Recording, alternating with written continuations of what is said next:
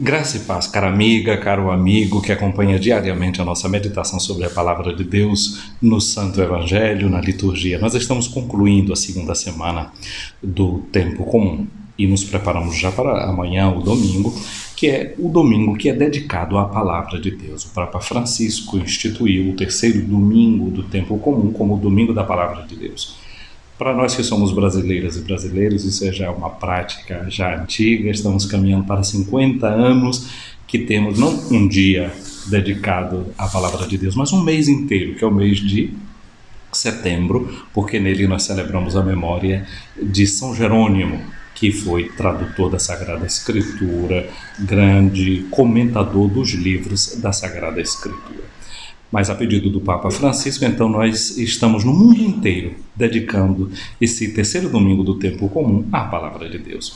Mas vamos fazer um passo para trás. No domingo passado nós nos lembramos que lemos uma passagem do Evangelho segundo São João, e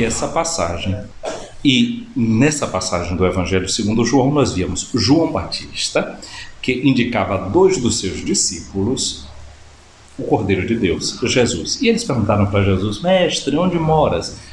E estes dois, um deles era o próprio João Evangelista, que redigiu essa história muitos anos depois. A pergunta muito interessante: Mestre, onde moras? Jesus uma vez disse para os seus que as raposas têm as suas tocas, que os passarinhos têm os seus ninhos, mas que o Filho do Homem não tinha sequer uma pedra para reclinar a cabeça. André e João, que foram ter com Jesus naquele dia, notaram isso. Onde era que Jesus morava, onde era que Jesus vivia. E eu penso que desse momento em diante, ali vivendo naquela região de Cafarnaum, onde se desenrola muitas das cenas do Evangelho de Marcos, o que é que acontece? A casa de Simão Pedro, a casa de André, passa a ser a casa de Jesus. Assim como a casa de Jesus era a casa de Lázaro, Marta e Maria em Betânia, assim como Jesus, para celebrar a ceia em Jerusalém, mandou pedir aquele sobrado, aquela sala de cima da casa de alguém para celebrar a ceia. Assim como para nascer, ele também não teve um canto específico, senão aquele lugar onde ficavam os animais. Foi ali que a sua mãe encontrou um espaço para colocar o filho recém-nascido. Deste modo, é assim que Jesus vai nos indicando como foi a sua vida e onde é que ele morava. Agora, tem uma coisa também muito interessante para notar, é que ontem nós vimos como Jesus chamou os seus discípulos, e você lembra, e a gente na meditação de ontem frisava muito bem, que Jesus dizia que, ou Marcos dizia que Jesus chamou os discípulos para estar com eles.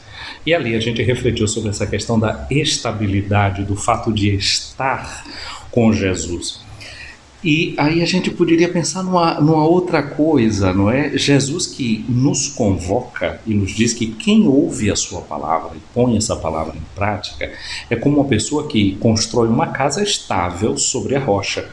Vem a chuva, sopra os ventos e a casa não cai, justamente porque está edificada sobre a prática da palavra que Jesus dá para cada uma e para cada um de nós. Quem, ao contrário, não põe em prática a palavra que escuta, constrói sobre a areia. Qualquer ventinho, qualquer chuva, a casa vem abaixo.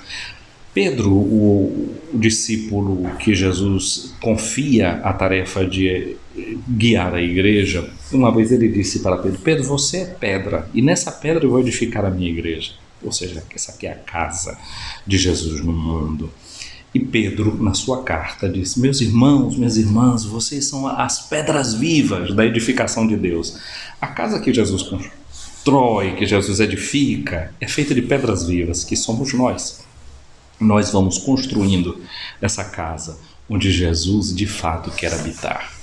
Hoje, o Evangelho de Marcos nos narra um fato, que Jesus voltou para Cafarnaum, né? E entra em uma casa, diz Marcos, entra em uma casa, e tinha tanta gente ali que Jesus sequer tinha tempo para comer o pão.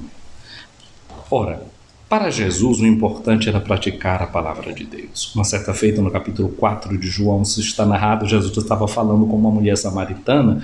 Os discípulos tinham ido na cidade procurar alimento, e quando chegam encontram Jesus ali falando, já passava do meio-dia.